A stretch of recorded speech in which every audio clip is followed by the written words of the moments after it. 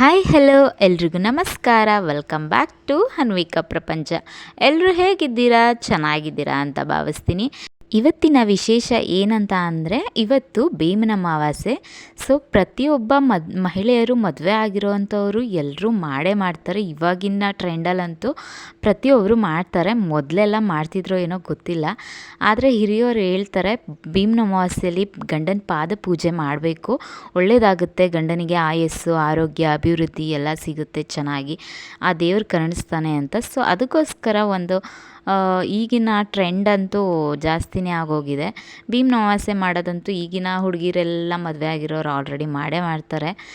ಮೊದಲಿನವ್ರು ಹೇಗೋ ನನಗಂತೂ ಗೊತ್ತಿಲ್ಲ. ಸೊ ನಾನು ಮದುವೆಯಾಗಿ ಆಲ್ರೆಡಿ 4 ವರ್ಷ ಆಗಿದೆ. ಸೊ ಇದು 2ನೇ ಬಾರಿ ನಾನು ಮಾಡ್ತಾ ಇರೋದು ಭೀಮನ ಅಮಾವಾಸ್ಯೆನ. ಭೀಮನ ಅಮಾವಾಸ್ಯೆನ ಮಾಡೋಕ್ಕೂ ಮುಂಚೆನೇ ನಾನು ಜ್ಯೋತಿರ್ಭೀಮೇಶ್ವರ ವ್ರತನ ಕೂಡ ಮಾಡ್ತೀನಿ. ಹಾಗೆ ಆ ವ್ರತ ಮಾಡೋದ್ರಿಂದ ನನ್ನ ಗಂಡನಿಗೆ ಒಳ್ಳೆಯದಾಗುತ್ತೆ, ಆಯಸ್ಸು, ಆರೋಗ್ಯ ಮತ್ತು ಬಿಸ್ನೆಸ್ ಮಾಡೋದ್ರಲ್ಲಿ ಅಭಿವೃದ್ಧಿ ಕಾಣ್ತಾರೆ, ಹಣಕಾಸು ತೊಂದರೆ ಇಲ್ಲದೆ ಚೆನ್ನಾಗಿರ್ತಾರೆ ಅನ್ನೋದಕ್ಕೋಸ್ಕರ ಈ ವ್ರತನ ನಾನು ಮಾಡ್ತಾ ಇರೋದು. ಸೊ ಅದಕ್ಕೋಸ್ಕರ ನಿಮ್ಮ ಹತ್ರ ಹಂಚ್ಕೊಳ್ಳೋಣ ಅಂತ ಈ ವಿಡಿಯೋನ ವ್ಲಾಗ್ ಮುಖಾಂತರ ತೋರಿಸ್ತಾ ಇದ್ದೀನಿ. ಬೆಳಿಗ್ಗೆನೇ ಬೇಗ ಎದ್ದು ಕಾಫಿ ಕುಡಿದ್ಬಿಟ್ಟು ಅದಾದಮೇಲೆ ತಾಳಪ್ಪ ಇನ್ನು ಟೈಮ್ ಆಗಿಬಿಡುತ್ತೆ ಅಂತ ಹೇಳಿ ಸೊ ಮನೆಯೆಲ್ಲ ಕ್ಲೀನ್ ಮಾಡುತ್ತಾ ನಿಂತ್ಕೊಂಡೆ. ಸೊ ನಿನ್ನೆ ಮೊನ್ನೆ ಎಲ್ಲ ಹುಷಾರಿರಲಿಲ್ಲ ನನಗೆ. ಸೊ ಅದಕ್ಕೋಸ್ಕರ ನೆನ್ನೆನೇ ಮಾಡ್ಕೊಳ್ತಿದ್ದೆ, ಇಲ್ಲದೆ ಹೋಗಿದ್ದಿದ್ರೆ. ಸೊ ಅದಕ್ಕೆ ಇವತ್ತೇ ಮಾಡ್ತಾಯಿದ್ದೀನಿ. ಎಲ್ಲನೂ ಬೇಗ ಬೇಗ ಮಾಡಿಬಿಟ್ಟು ಪಾದ ಪೂಜೆ ಮಾಡೋಕ್ಕೆ ಟೈಮ್ ಆಗಿಬಿಡುತ್ತೆ ಅಂಥೇಳಿ. ಸೊ ಅಡುಗೆ ಮನೆಯೆಲ್ಲ ಕ್ಲೀನ್ ಮಾಡಿ ಮುಗೀತು. ಈಗ ನೆಕ್ಸ್ಟು ಮನೆ ಕಸ ಎಲ್ಲ ಗುಡಿಸಿ ಒರೆಸ್ಬೇಕು ನೆಲನ ಅಂತ ಹೇಳಿ ಕಸ ಎಲ್ಲ ಗುಡಿಸ್ತಾ ಇದ್ದೀನಿ. ಈ ಹಬ್ಬ ಹುಣ್ಣಿಮೆಗಳಲ್ಲಂತೂ ಕೆಲಸ ಮಾಡೋದು ತುಂಬಾ ಕಷ್ಟ. ಅದರಲ್ಲೂ ಹಬ್ಬದ ದಿನವೇ ಕೆಲಸ ಮಾಡಬೇಕು ಅಂದರೆ ತುಂಬ ಟೈಮ್ ಆಗಿಬಿಟ್ಟಿರುತ್ತೆ. ಆ ಟೈಮ್ಗೆ ಕರೆಕ್ಟಾಗಿ ಬೇಗ ಬೇಗ ಮಾಡೋಕ್ಕಾಗಲ್ಲ. ಸೊ ಅದಕ್ಕೋಸ್ಕರ ನಾನು ಕೂಡ ಗಾಬರಿನಲ್ಲೇ ಬೇಗ ಬೇಗ ಕೆಲಸನ ಮುಗಿಸ್ತಾ ಬಂದೆ. ಆದರೂ ಕೂಡ ಟೈಮ್ ಹೋಗಿದ್ದೇ ಗೊತ್ತಾಗ್ತಿರಲಿಲ್ಲ. ನನ್ನ ಮಗಳನ್ನ ಕೂಡ ಇವತ್ತು ಕಳಿಸ್ಲಿಲ್ಲ, ಅಂಗನವಾಡಿಗೆ ಹೋಗ್ತಾಳೆ ಪ್ರತಿದಿನ. ಸೊ ಇವತ್ತು ಪಾಪ ಯಾಕೋ ಬೇಡ ಅನ್ನಿಸ್ತು, ಅದಕ್ಕೋಸ್ಕರ ಮನೆಯಲ್ಲೇ ಉಳಿಸ್ಕೊಂಡೆ ಅವಳನ್ನ. ಸ್ನಾನ ಮುಗಿಸಿ ಬಂದೆ. ಸೊ ದೇವ್ರ ಮನೆ ಎಲ್ಲ ಕ್ಲೀನ್ ಮಾಡಬೇಕಿತ್ತು. ಫಸ್ಟು ನಾನು ಯಾವತ್ತು ಯಾವುದೇ ವ್ರತ ಮಾಡೋಕ್ಕೂ ಮುಂಚೆನೇ ದೇವ್ರ ಮನೆ ಎಲ್ಲ ಕ್ಲೀನ್ ಮಾಡಿ ದೀಪ ಹಚ್ಚಿಬಿಟ್ಟು ಅದಾದಮೇಲೆ ನಾನು ಬೇರೆ ವ್ರತಗಳನ್ನ ಮಾಡ್ತೀನಿ. ಸೊ ಅದಕ್ಕೆ ಇವತ್ತು ಹಾಗೇ ಮೊದಲಿಗೆ ದೇವ್ರ ಮನೆ ಎಲ್ಲ ಕ್ಲೀನ್ ಮಾಡಿ ದೀಪ ಕಸ್ಬಿಟ್ಟು ಅದಾದಮೇಲೆ ನಾನು ಸ್ಯಾರಿ ಹಾಕ್ಕೊಂಡು, ಇವತ್ತು ಭೀಮನ ಅಮಾವಾಸ್ಯೆ ಅಲ್ವಾ, ಅದಕ್ಕೆ ಸ್ಯಾರಿ ಹಾಕ್ಕೊಂಡು ಈ ರೀತಿ ರೆಡಿ ಆದೆ. ಜ್ಯೋತಿರ್ಭೀಮೇಶ್ವರ ವ್ರತನ ಹೇಗೆ ಮಾಡೋದು ಅಂತ ಹೇಳ್ತೀನಿ ಬನ್ನಿ. ಮೊದಲಿಗೆ ಒಂದು ತಟ್ಟೆನ ತೊಗೊಂಡು, ಅಂದರೆ ತಾಮ್ರದ ತೊಗೋಬೇಕು, ಸ್ಟೀಲ್ನ ಇಡಬಾರ್ದು. ಸೊ ತಾಮ್ರದ ತಟ್ಟೆನ ತೊಗೊಂಡು ಅದಕ್ಕೂ ಮುಂಚೆ ಒಂದು ನೆಲದಲ್ಲಿ ರಂಗೋಲಿ ಹಾಕಿಬಿಟ್ಟು ಅರಿಶಿನ ಕುಂಕುಮ ಹಾಕಿ ಅದಾದಮೇಲೆ ಆ ತಾಮ್ರದ ತಟ್ಟೆನ ಅದರ ಮೇಲೆ ಇಟ್ಟು ಅದಾದಮೇಲೆ 2 ದೀಪಗಳನ್ನ ತೊಗೋಬೇಕು, ಅಂದರೆ ಕಂಬ ಇರೋವಂಥ ದೀಪಗಳನ್ನ ತೊಗೋಬೇಕು. ಅದು ಬೆಳ್ಳಿದೇ ಆಗಲಿ, ತಾಮ್ರದ್ದೇ ಆಗಲಿ, ಹಿತ್ತಾಳೆದೇ ಆಗಲಿ, ಯಾವುದಾದ್ರೂ ನಡೆಯುತ್ತೆ. 2 ಕಂಕಣನ ರೆಡಿ ಮಾಡಿ ಆ ದೀಪಗಳಿಗೆ 2ಕ್ಕೂ ಕಟ್ಟಬೇಕು. ಅದಾದಮೇಲೆ ಯಾವತ್ತು ನಾವು ಯಾವುದೇ ಪೂಜೆ ಮಾಡಬೇಕಾದ್ರೂ ವಿಘ್ನೇಶ್ವರನ ನೆನ್ನಿ ಅಂತ ಮೊದಲೇ ಹೇಳಿದ್ದಾರೆ. ವಿಘ್ನೇಶ್ವರನ ಇಟ್ಬಿಟ್ಟು ಅರಿಶಿನ ಕುಂಕುಮ ಇಟ್ಟು ಪೂಜೆನ ಮಾಡೋಣ ಅಂತ ಶುರು ಮಾಡಿದೆ.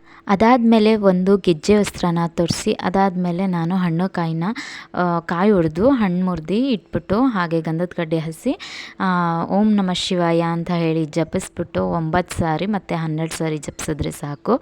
ಅಲ್ಲಿಗೆ ನಮ್ಮ ಶಿವ ಪಾರ್ವತಿ ಆಹ್ವಾನ ಆಗಿದ್ದಾರೆ ಅಂತ ಅರ್ಥ. ನಾನು ಅದನ್ನು ಅರ್ಥ ಮಾಡಿಕೊಂಡು ನನ್ನ ಗಂಡನಿಗೆ ಒಳ್ಳೇದು ಮಾಡಲಿ ಅಂತ ಹೇಳಿ ಆ ದೇವ್ರ ಹತ್ರ, ಶಿವನ ಹತ್ರ, ಪಾರ್ವತಿ ಹತ್ರ ಕೇಳಿಕೊಂಡು ಆಯಸ್ಸು, ಆರೋಗ್ಯ, ಅಭಿವೃದ್ಧಿ ಕೊಟ್ಟು ನನ್ನ ಗಂಡನಿಗೆ ಕಾಪಾಡಪ್ಪ ಅಂತ ಕೇಳಿಕೊಂಡು ಅದಾದಮೇಲೆ ನಾನು ಪೂಜೆ ಎಲ್ಲ ನೀಟಾಗಿ ಮುಗಿಸ್ದೆ. ಗಂಡನ ಪಾದ ಪೂಜೆ ಮಾಡೋಣ ಅಂತ ಎಲ್ಲನೂ ತಯಾರಿ ಮಾಡಿಕೊಂಡು ಕೂತ್ಕೊಂಡೆ. ಮೊದಲಿಗೆ ತಟ್ಟೆನ ಇಟ್ಟು ಕಾಲು ತೊಳೆದು ನೀರಿನಿಂದ ನೀಟಾಗಿ ಕಾಲು ತೊಳೆದು ಅದನ್ನು ಚೆಲ್ಬಿಟ್ಟು ಅದಾದಮೇಲೆ ಅರಿಶಿನ ಕುಂಕುಮನ ಇಟ್ಟೆ. ಅದಾದಮೇಲೆ ಕಂಕಣನ ಅವ್ರ ಕೈಗೆ ನಾನೊಂದು ಕಂಕಣನ ಕಟ್ಬಿಟ್ಟು ಮತ್ತು ಅವ್ರ ಕೈಲಿ ನಾನು ಕೂಡ ಕಂಕಣನ ಕಟ್ಟಿಸ್ಕೊಂಡೆ. ಅದಾದಮೇಲೆ ನನ್ನ ಹಣೆಗೆ ಅರಿಶಿನ ಕುಂಕುಮನ ಇಡಿಸ್ಕೊಂಡು ಹೂ ಮುಡಿಸಿಸ್ಕೊಂಡು ಪಾದಪೂಜೆನ ಮುಗಿಸ್ದೆ.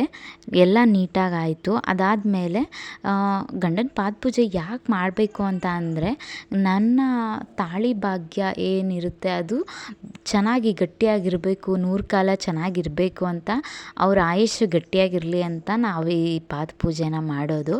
ನನಗಂತೂ ತುಂಬ ಖುಷಿ ಆಯಿತು.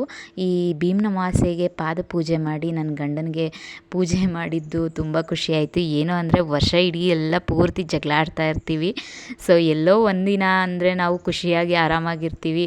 ಅದು ನಾನು ನನ್ನ ಗಂಡನಿಗೆ ತಲೆ ಬಾಗ್ತೀನಿ ಅಂದರೆ ಅದು ಇವತ್ತಿನ ಒಂದಿನ ಮಾತ್ರ ಅಷ್ಟೇ. ನಾನು ಜಾಸ್ತಿ ಅವ್ರಿಗೆ ಹೆದರಲ್ಲ. ನಮ್ಮಿಬ್ಬರಲ್ಲಿ ಬೇಗ ಸೋಲೋರು ಯಾರು ಅಂದರೆ ಅದು ನನ್ನ ಹಸ್ಬೆಂಡೇ ಮೊದಲು.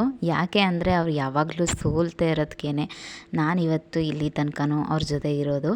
ನಾವಿಬ್ಬರೂ ಕೂಡ ತುಂಬ ಅಡ್ಜಸ್ಟ್ ಮಾಡಿಕೊಂಡು ಅರ್ಥ ಮಾಡಿಕೊಂಡು ಹೋಗ್ತಾ ಇರೋದಕ್ಕೆ ಇವತ್ತು ನಮ್ಮ ಜೀವನ ತುಂಬ ಚೆನ್ನಾಗಿದೆ. ಸೊ ನಾನು ಹೇಳೋದಷ್ಟೇ, ಗಂಡ ಹೆಂಡತಿ ಅಂತ ಅಂದಮೇಲೆ ಇಬ್ಬರಲ್ಲಿ ಯಾರಾದರೂ ಒಬ್ಬರು ಸೋಲ್ಲೇಬೇಕು. ಒಬ್ಬರು ಸೋತ್ರೆ ಇಬ್ಬರು ಕೂಡ ಗೆದ್ದಂಗೇನೆ. ಅದರಲ್ಲಿ ತುಂಬ ಚೆನ್ನಾಗಿರಬೇಕು ಅಂದರೆ ಇದೊಂದೇ ಟ್ರಿಕ್ ನೋಡಿ.